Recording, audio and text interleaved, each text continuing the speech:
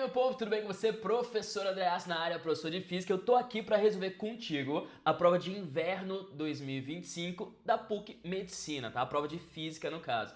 E, a prova de Física da PUC não é simples. Isso aí todo mundo já conhece, é uma prova difícil. É uma prova que traz questões fáceis, médias e difíceis na prova. E é uma prova que é feita para quem tem coragem. Então você tem que ter coragem de enfrentar. Isso é uma dica para quem for fazer, para quem tá assistindo esse vídeo e vai fazer a próxima prova da PUC, você tem que ter coragem. No sentido seguinte, ó, pô, você abre a prova de física, daí olha, tem uma questão de movimento circular e ele pergunta sobre efeito Doppler. Você fala, nossa. Aí daqui a pouco tem uma questão de lente descendo um plano inclinado. Você fala, uou, o que é isso?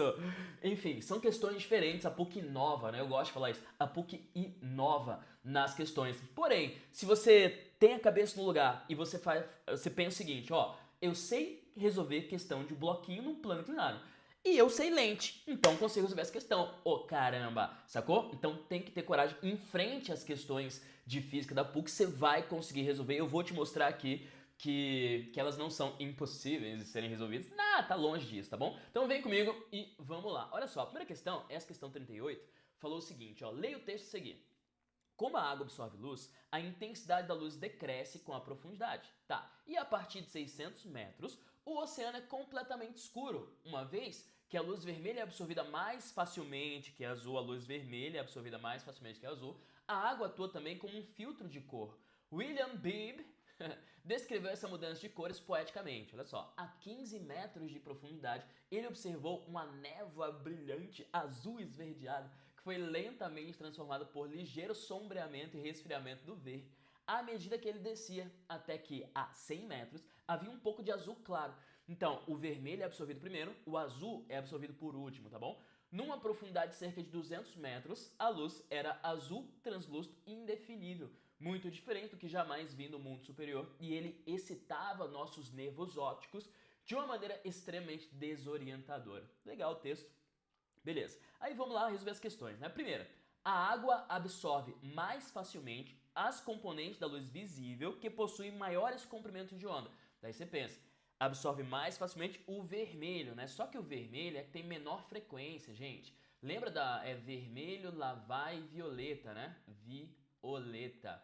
Isso aqui está na ordem de frequência, tá? Vermelho, laranja, amarelo, verde, azul, anil e violeta. Se vermelho tem menor frequência, ele tem maior comprimento de onda entre todas as cores, sacou? Entre todas essas cores. Então essa aqui está completamente correta. A 1 está perfeita no caso. Maiores comprimentos de onda. A 2. Considerando índice de refração da água para a componente vermelha igual a 1,3, então a luz vermelha se propaga neste meio com velocidade c sobre 1,3, onde c é a velocidade da luz no vácuo. Gente, na prova da PUC tem formulário. No final da prova tem formulário, né? E daí, se você não lembrar, você poderia dar uma olhada no formulário, tá lá essa fórmula. N, que é índice de refração, é igual a C sobre V. E a velocidade, então, nesse meio, para a luz vermelha, vai ser velocidade igual a C sobre N. Ele falou, pô, e se N for 1,3? Tá? É C sobre 1,3. Essa é a velocidade, sacou? Então essa 2 aqui, perfeitinha. É exatamente isso que ele falou.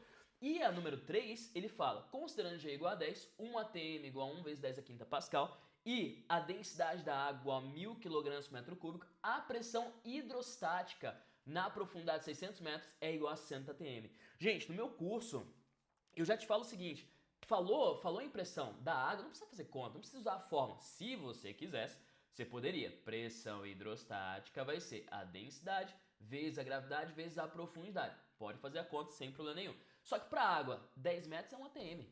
10 metros 1 atm. 600 metros, 60 atm. Fechou? É isso. Então, essa número 3 também está correta. Talvez alguém possa ter se complicado e falar o seguinte, professor, não é 61 atm? Então, é que é 1 atm da atmosfera, né? Mas a água, no caso, faz 60. E daí mais 1 da atmosfera. Só que ele pede só da água. Quando ele fala pressão hidrostática, daí ele tá pedindo só da água, sacou? Então tá certa também. Então correta a 1, a 2 e a 3. As 3 estão corretas no caso. Fechou? Tudo bem? Então não precisa, para água, não precisa fazer a continha aqui com densidade, gravidade e altura. Se quiser pode fazer, né? Só pra, sei lá, se tiver com algum tipo de receio, pode fazer, mas não precisa. Pô, 10 metros é um ATM. Sacou? Já coloca isso na tua cabeça como unidade de pressão.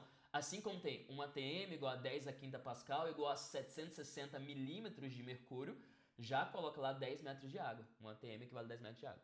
Belezinha? Então 38 tá aí, tá feito. Deixa eu mudar a cor aqui da canetinha. Gostei muito desse vermelho não. 39, vamos lá. O sonar é um aparelho que pode ser utilizado para determinar a profundidade de um lago em determinado ponto, para meio da emissão e captação de um pulso sonoro. Considere um sonar que emite um pulso de frequência 170 kHz. Tá. A partir do ar, onde se propaga com velocidade 340. O pulso penetra na água com ângulo de incidência nulo e é refletido no fundo do lago, retornando e sendo captado novamente pelo aparelho. O gráfico a seguir representa o comprimento de onda do pulso sonoro em função do tempo entre os instantes de emissão e captação pelo sonar. Legal, com base no gráfico e no que foi descrito anteriormente, é correto afirmar que a profundidade do lago no local onde foi medida é de quanto? Beleza, gente. Então, ó, você tem um sonar, você tem um aparelho que emite um som. Beleza. Esse aparelho está no ar, ele falou, né? E esse som vai para a água. Opa, refração.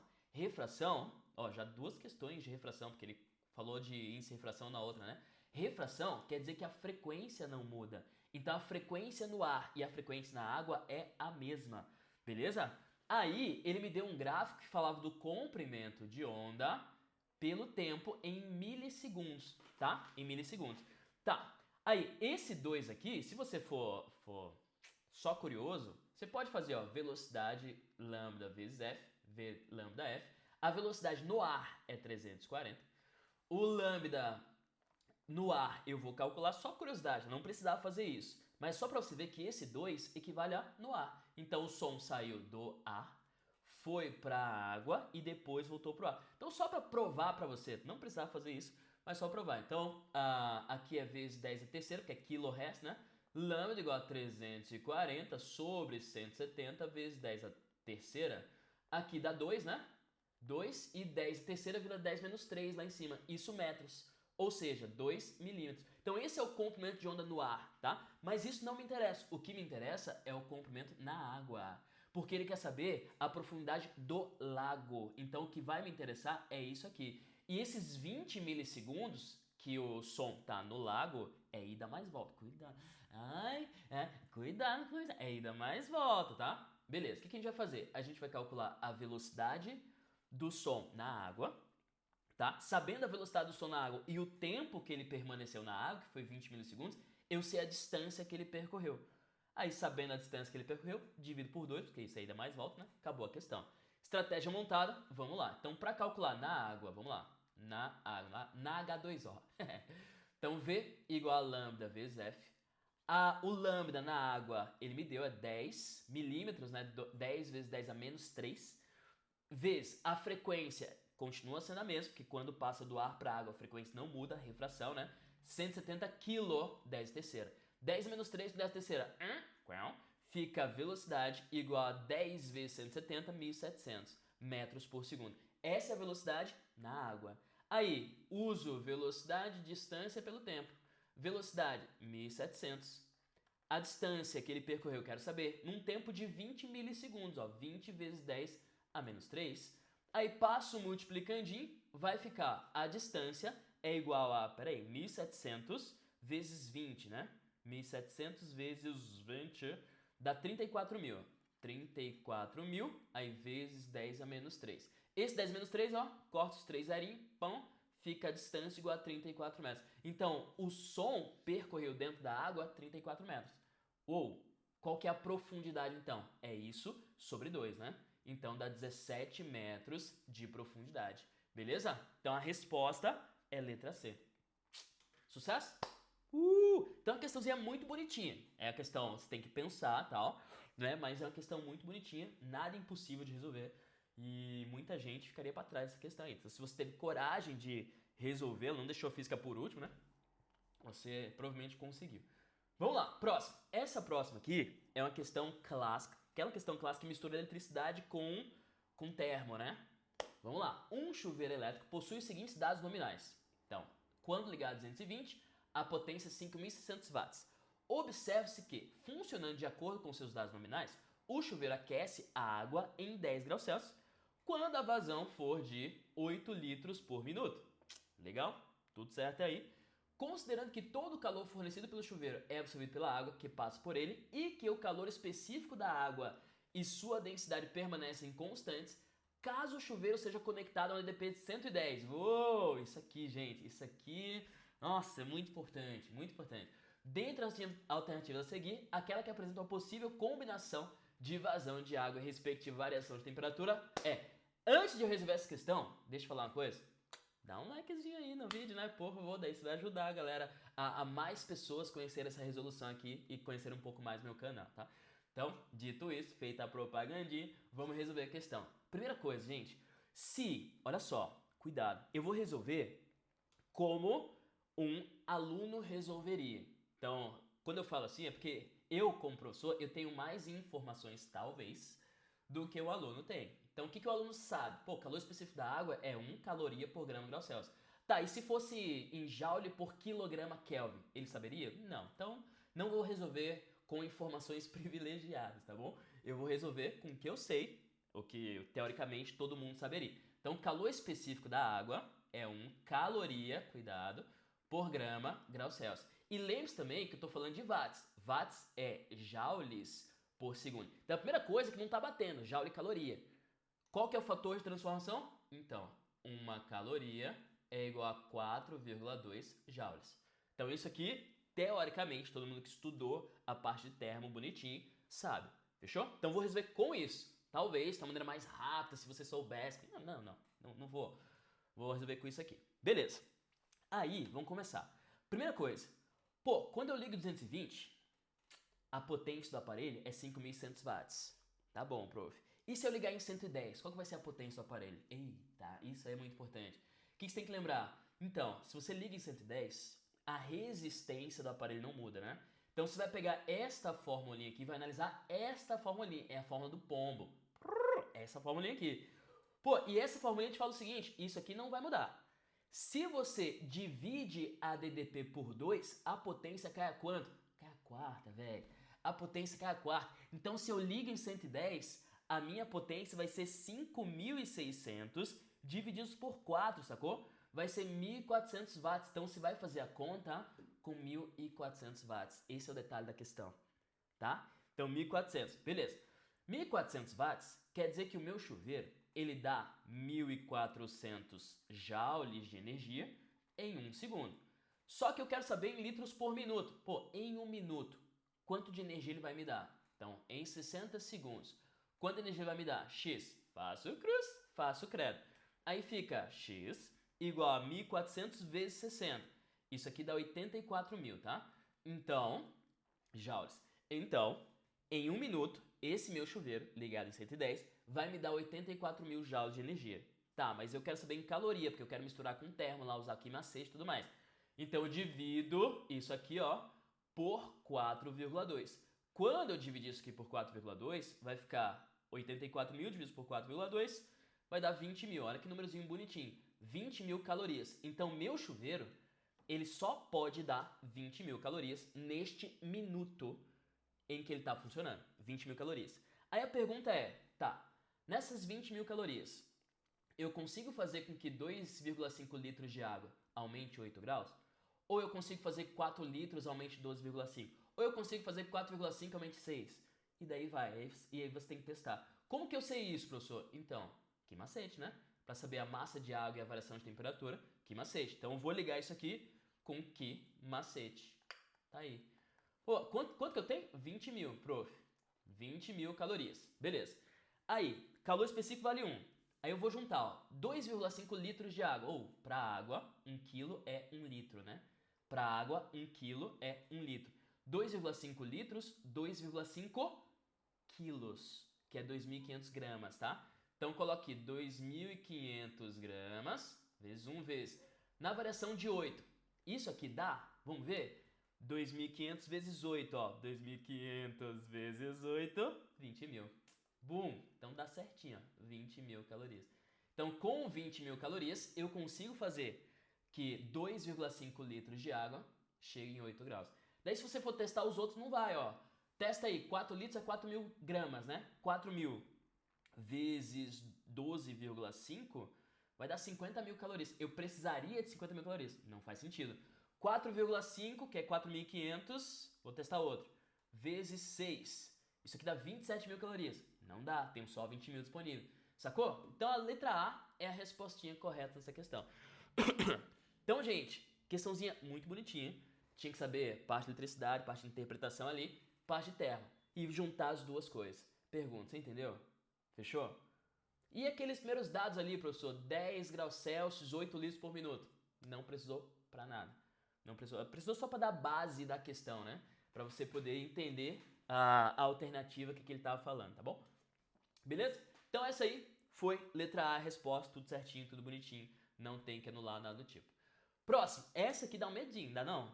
Dá um medinho? Você vê um desenho desse, daí você olha pra alternativa, tem uma alternativa dessa aqui, ó. Você fala, nu, tá louco, pulei. Não, cara, essa questão foi a questão mais fácil, claro, pra quem enfrentou e claro, e pra quem estuda, né, obviamente. Mas foi a questão mais fácil da prova, olha só. Tem um potencial pra ser a questão mais difícil, mas foi a questão mais fácil, se liga.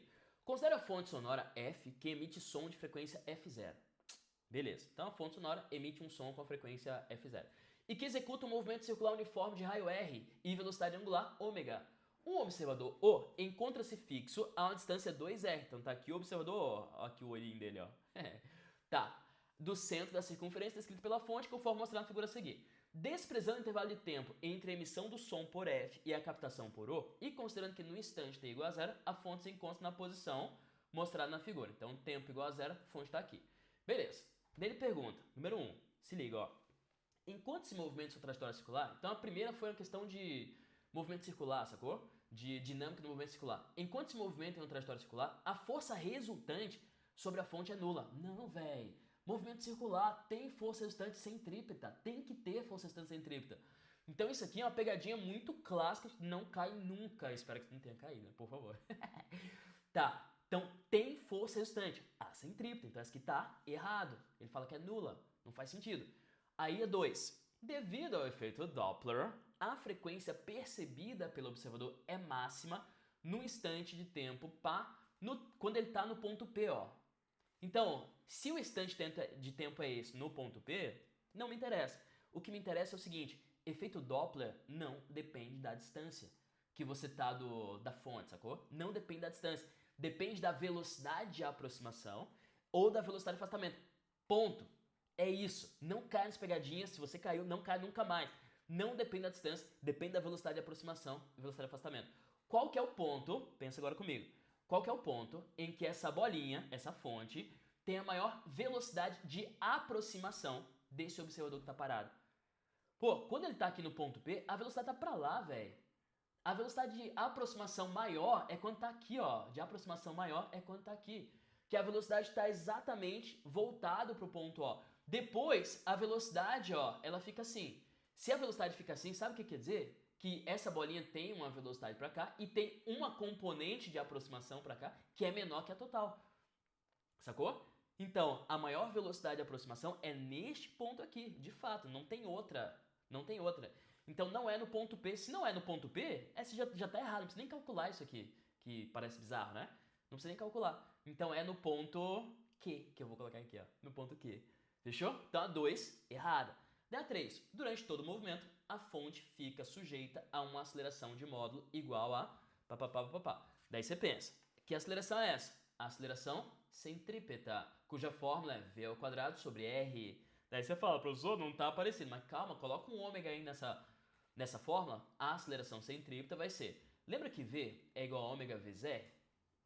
Lembra? Daí coloca aqui, ó, fica ômega vezes r ao quadrado sobre r. A aceleração centrípeta vai ser ômega ao quadrado vezes r quadrado sobre r. Fica ômega ao quadrado vezes r. É isso que ele colocou lá, né? Essa é a aceleração centrípeta. É outra forma de você representar a aceleração centrípeta. Então a 3 tá correta e só ela. Então a letra B é a resposta. Perdão, gente. Mas ó, questão 41. Uma questão que tinha um potencial enorme de ser uma questão pancada. Essa 2 eu acho que foi a que mais pegou, porque a 1 era pegadinha clássica, a 3 é forma, né? Então a 2 foi a que mais pegou. Mas aí, lembre-se que não depende da distância. Isso aí é uma das coisas mais pegadinhas que pode cair de efeito Doppler, tá? Depende da velocidade de aproximação. E a velocidade de aproximação é maior naquele ponto ali, que eu coloquei ali, ao invés do P, né? O P não, né? Enfim, tudo bem? Beleza? Então 3 é correta. E vamos para a última questão, que também deu medinho. Só que medinho que deu, pois é, eu sei. Mas ó, vamos lá. Resolver essa questão. É aquele pensamento, pô, eu sei resolver bloquinho em plano inclinado. Sei fazer. Eu sei resolver lente. Então, eu sei resolver essa questão. Vamos fazer. O sistema físico é composto por um plano inclinado fixo ao solo, um objeto e um anteparo, distantes 1 metro entre si. 1 metro, ele coloca aqui 100 centímetros, tá bom, na figura. Fixo ao plano inclinado. E uma lente presa a uma base móvel que possa se deslocar sem atrito ao longo do plano. Em um dado instante, a lente é liberada a partir do repouso da posição mostrada na figura, fora de escala a seguir. Sendo a gravidade igual a 10, seno de θ igual a 0,8, cosseno de θ 0,6, quando a lente, olha só a perguntinha, quando a lente projeta no anteparo uma imagem cujo comprimento é o triplo do comprimento do objeto, a velocidade da lente vale quanto? Pô, vamos localizar aqui. Se ele quer velocidade, ele quer o seguinte, ó. Ele quer que eu descubra a aceleração, plano inclinado, né? A aceleração que ele desce. Sabendo a aceleração que ele desce e a distância que ele tem que descer, essa distância eu vou calcular por lente, tá? Porque eu quero que ele projete uma imagem 3 vezes maior. Sabendo a distância que ele tem que descer, eu consigo resolver por Torricelli. Fechou? Então o que eu vou fazer? Primeiro, qual que é a distância que ele tem que descer para projetar uma imagem 3 vezes maior? Vamos lá. Lá de lente, lembra das formas, ó. 1 sobre F é igual a 1 sobre P mais 1 sobre P'. Aí tem A, I, O igual a menos P' sobre P. Beleza. E tem A igual a F sobre F menos P. Professor, qual que eu vou pegar? Ó, eu não sei o foco, ele não me falou o foco. E nem vou me aventurar a calcular o foco aqui, porque ele não me falou que essa posição inicial está sendo projetada em imagem bem bonitinha aqui. Não sei se tá, não sei se não tá. Não sei se o pelinho... Enfim, não sei. O que eu vou fazer? Eu sei o A. O A eu sei. Porque se eu quero projetar... Cuidado, ó. É aquela interpretação que nas minhas aulas eu falo bastante. Interpretação do A. É extremamente importante. Eu sei que ele quer projetar. Se ele quer projetar, a imagem é invertida. Então o A é negativo, tá bom? E 3 vezes maior. Então o A é menos 3. Danadinho. Daí, ó, se eu sei que o A é menos 3, eu posso pegar isso aqui com menos P' sobre P. Vai ficar assim, ó. A é igual a menos P' sobre P. A é igual a menos 3, fica menos P' sobre P. Menos com menos fica P' é igual a 3P. Fechou? Mas eu sei que pela configuração que tá ali, eu sei que P, que é a distância, isso aqui é P, tá? E isso aqui é P', né? Então eu sei que P mais P' sempre vai dar igual a 100 centímetros.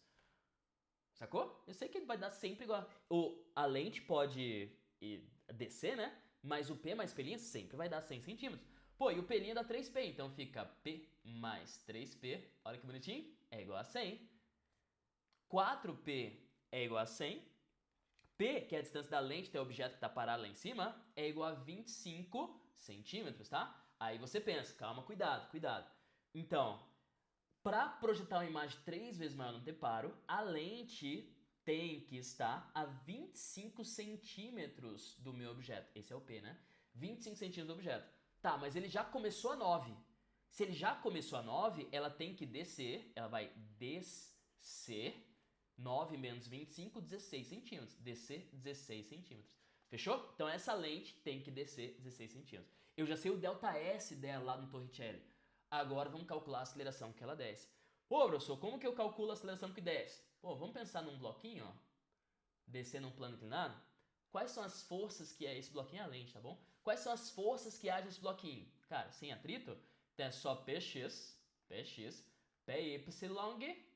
e normal. Lembra? PX está descendo, PX está descendo, PX é P seno. Então fica normal é PY, creu, fora. Fica Px é igual a minha resultante. Px é P vezes seno de θ, que é a minha força resultante, que é massa ou aceleração.